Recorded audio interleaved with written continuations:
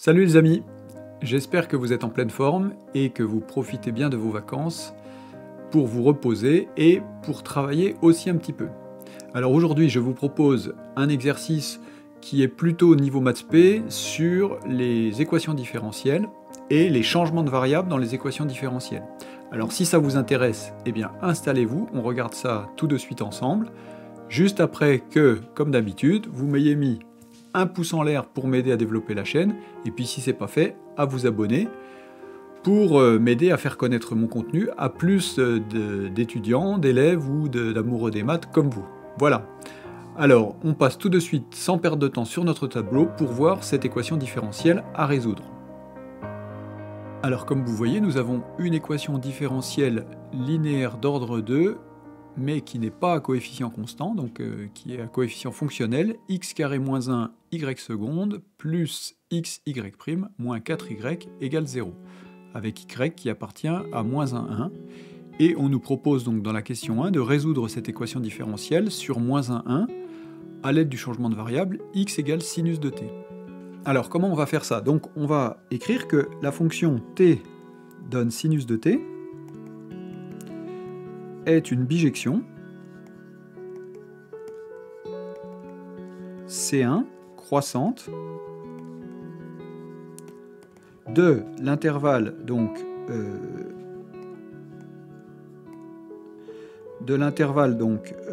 moins pi sur 2 ouvert dans l'intervalle moins 1, 1 ouvert. Et donc cette fonction est un candidat pour faire un changement de variable, c'est-à-dire qu'on va poser donc x égale sinus de t. Bon, mais très bien, mais qu'est-ce que ça veut dire ça dans notre équadif? Eh bien, on va prendre une fonction auxiliaire qu'on va appeler z, qui va être définie sur moins pi sur 2, à valeur dans R bien sûr, qui va être évidemment dérivable pour qu'on puisse donc qui va être dérivable deux fois. Alors d'ailleurs j'ai mis C1, bon, de toute façon on sait que ici c'est plus que C1, c'est C infini, mais on va préciser au moins C2.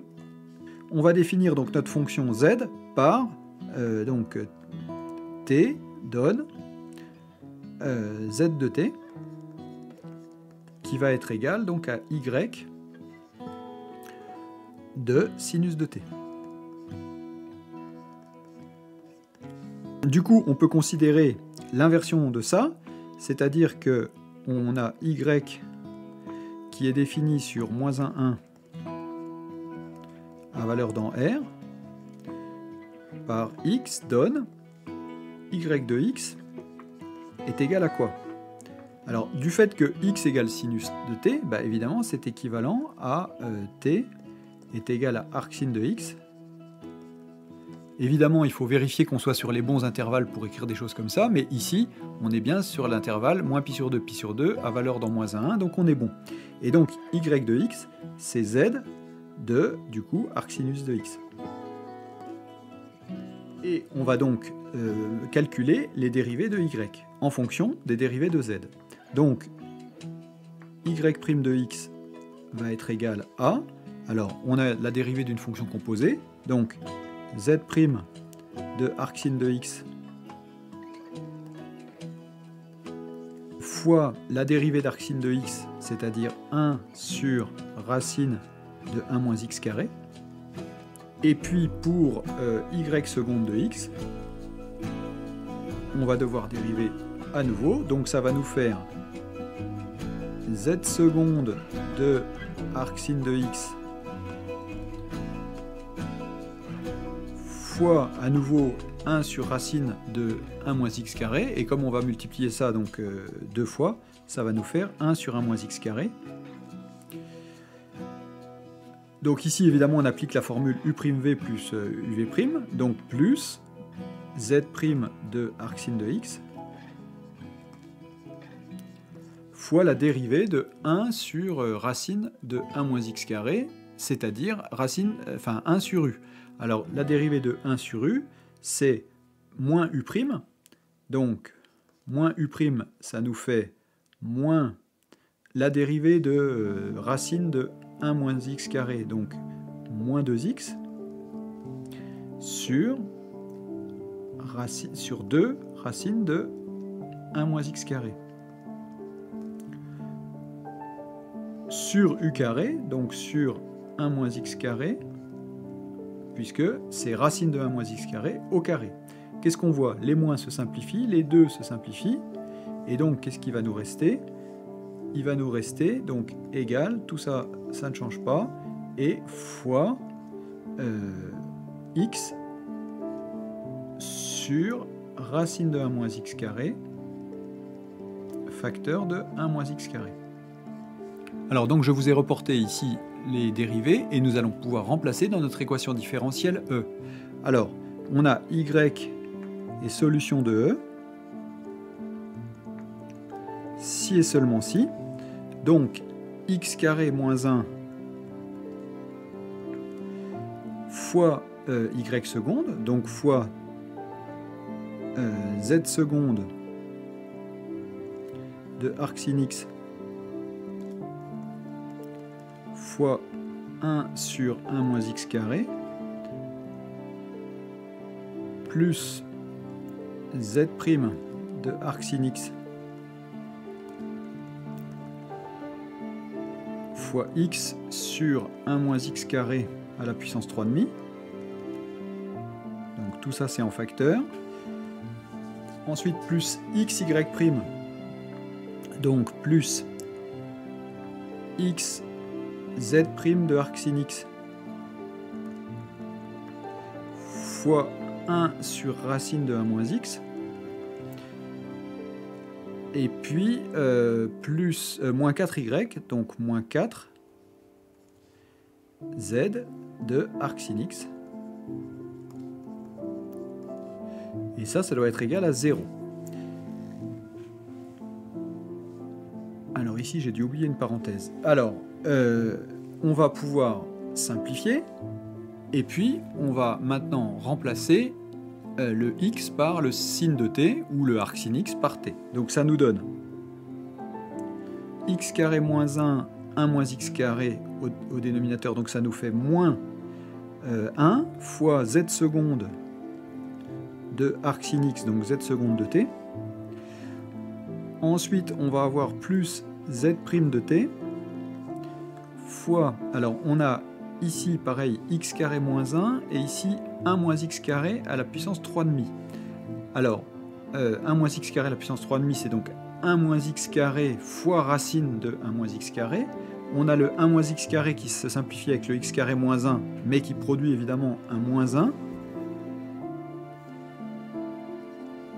Donc ici on va avoir du coup un moins, et ça nous fait donc z seconde de t, le x nous fait sin de t, et puis il nous reste au dénominateur un racine de 1 moins sin carré de t.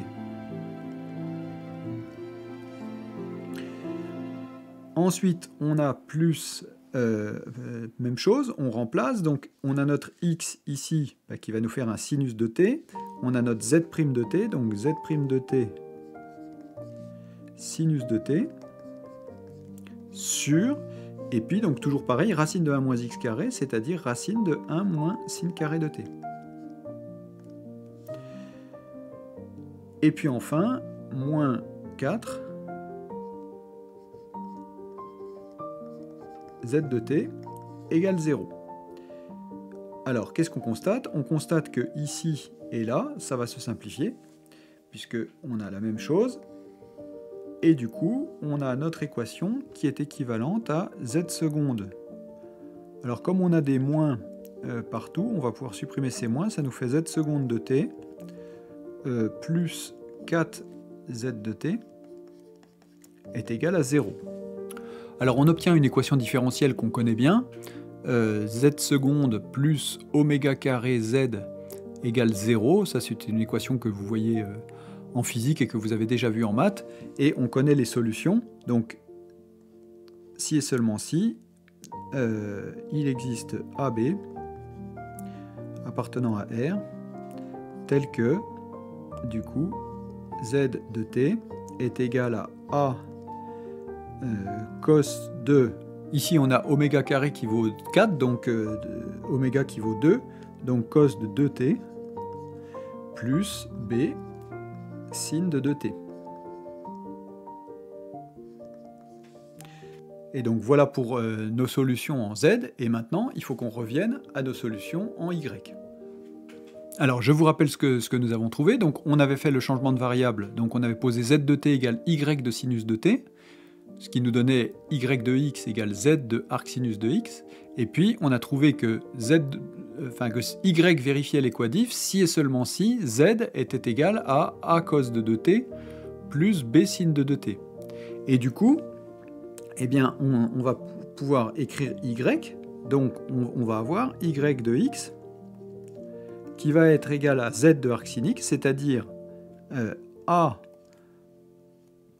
cos de 2 arc sin x plus b, alors je ferme une parenthèse, plus b sin de 2 arc sin x.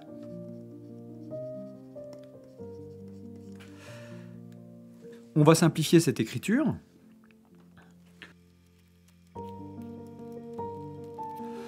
Donc on va utiliser ici les deux formules bien connues, donc cos de 2a égale 1 moins 2 sin carré de a et sin de 2a égale 2 sin a cos a, pour simplifier notre expression. Et donc, on va avoir a cos de 2 arc sin x, donc du coup, facteur de 1 moins 2 sin carré de arc sin x, plus b fois 2, donc on va mettre 2b, sin de arc sin x, fois cos de arc sin x.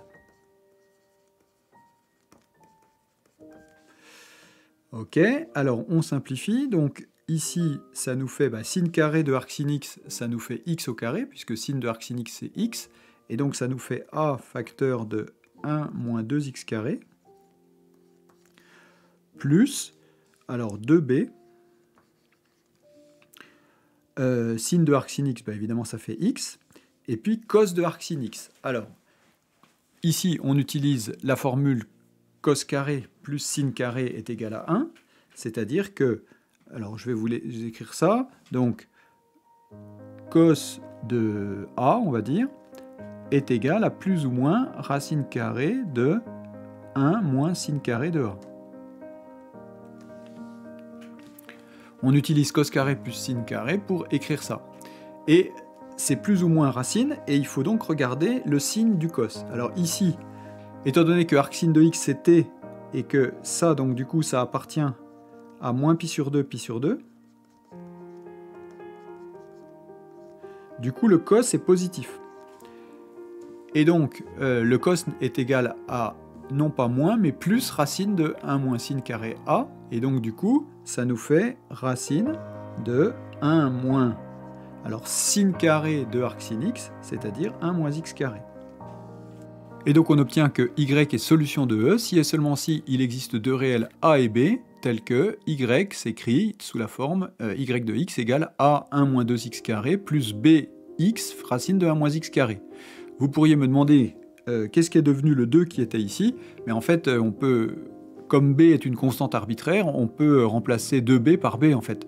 Alors on peut le remplacer par b' dans un premier temps, et puis ensuite enlever le prime, puisque comme c'est une constante arbitraire, on l'appelle comme on veut. Et du coup, y doit être de cette forme-là. Alors pour finir notre exercice, dans le petit 2, on nous demande de déterminer la solution de E, vérifiant y de 0 égale 0 et y' de 0 égale 1.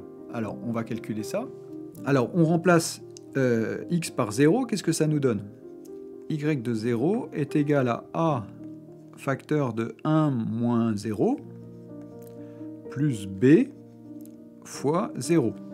Donc c'est égal à a. Et donc, comme on doit avoir y de 0 qui est égal à 0, eh bien on obtient a est égal à 0. Ensuite, y' de 0. Alors, donc ça veut dire qu'on a maintenant y de x qui est égal à... Alors le a étant égal à 0, ça fait bx racine de 1 moins x carré. et il faut qu'on calcule y' de x. Alors y' de x, on applique la formule du produit, ça nous fait donc dérivée de bx, c'est-à-dire b racine de 1 moins x carré, plus bx, dérivée de racine de 1 moins x carré, donc moins 2x sur 2 racine de 1 moins x carré. Donc ça nous donne b racine de 1 moins x carré, plus, alors plus, moins, donc moins, les deux se simplifient, on a x fois x, donc moins bx carré sur racine de 1 moins x carré. Très bien. Maintenant, on veut que y' de 0 soit égal à 1. On calcule y' de 0. On remplace ici x par 0. Ça nous donne b racine de 1 moins b fois 0 sur 1. Enfin, sur racine de 1, ce qui est la même chose. Et du coup, on trouve b. Et du coup, b est égal à 1. Et donc, on obtient finalement que la solution de E qui vérifie en plus les conditions initiales, à savoir y de 0 égale 0 et y' de 0 égale 1, on a une seule fonction qui vérifie ça, donc c'est la fonction qui à x associe x racine de 1 moins x carré. Et voilà donc pour ce calcul d'équation différentielle avec changement de variable. Alors voilà pour ce calcul d'équation différentielle avec changement de variable. J'espère que ça vous a appris quelque chose et n'hésitez pas à reprendre cet exercice pour le refaire vous-même pour bien comprendre la mécanique du changement de variable. Voilà. Eh bien écoutez, je vous remercie de m'avoir suivi jusque-là, j'espère que ça vous a plu. Si c'est le cas, n'hésitez pas à me soutenir avec des pouces et puis n'hésitez pas aussi à me mettre des commentaires. N'hésitez pas en commentaire à me poser des questions ou à me suggérer des exercices pour d'autres vidéos si ça vous dit, s'il y a des choses que vous souhaitez que je traite. Et puis sinon, écoutez, continuez bien vos vacances, on se retrouve la semaine prochaine pour de nouvelles vidéos, et puis d'ici là, portez-vous bien, prenez soin de vous, et salut à tous, à bientôt.